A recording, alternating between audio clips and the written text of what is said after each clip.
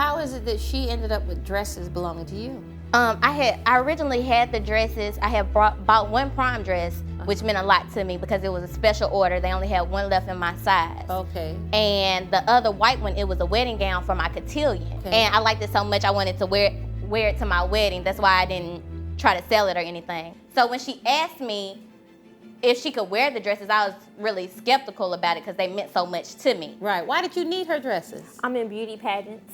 I've been in pageants since I was about 13 now. You don't look like you would wear the same dress. I don't wear the same dresses.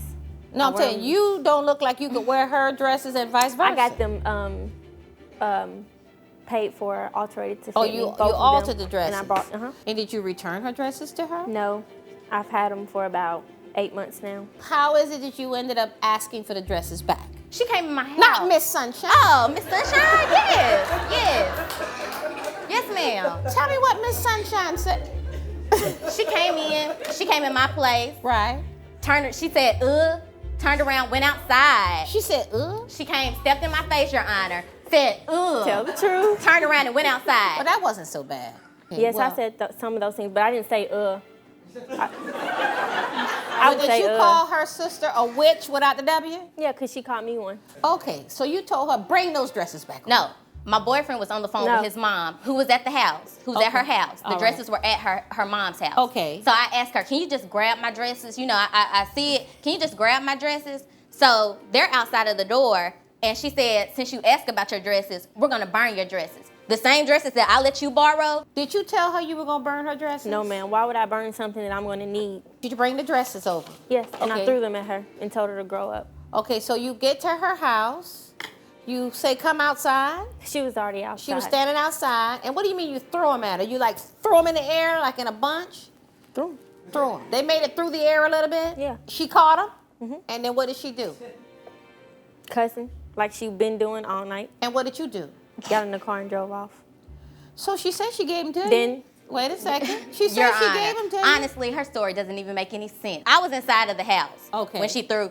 She did bring them over to the house. Right. I guess they magically caught on fire. Who do you have here as a witness? I have my boyfriend. Wait a minute. Your boyfriend is her brother. Yes, Yeah. ma'am. What's his name? Ray Turner. I was in the stairway arguing with my sisters, both my sisters, and Adrian mentioned something about the dresses, and Rayshonda overheard that, and she told her, okay, I'll go home and get your dresses. It's Now, not- how did she say it? How did Rashonda say, I'll go home and get your dresses? Was it like you said it? I'll go home and get your I dresses. know, ma'am. I mean, everybody was arguing, everybody was Okay. heated. It was a nastiness. Basically, yes, ma'am. Okay. Yes, yes. And then what happened?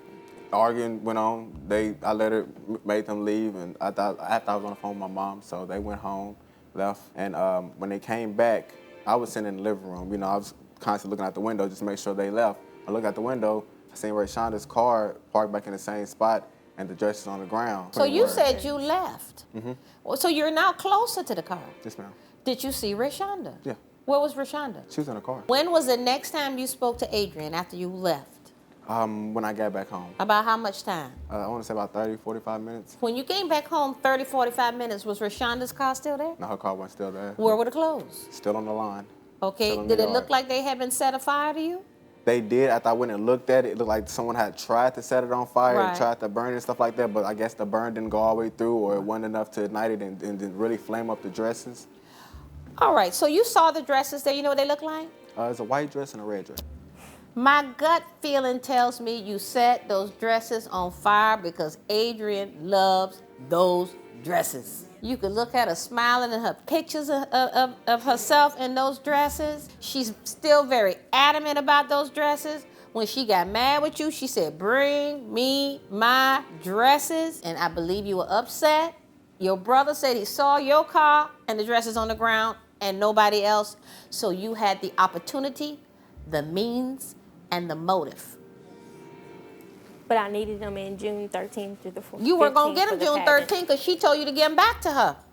She's always mad. So, excuse me, we're not going to have tit for tat, word for word, because I'm not going to have you burning my robes. Yes,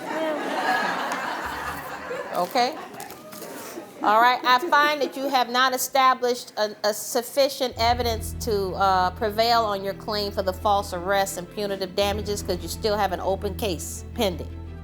As for the cost of the two dresses, $900, judgment for the plaintiff for Thank you, Your Honor. $900.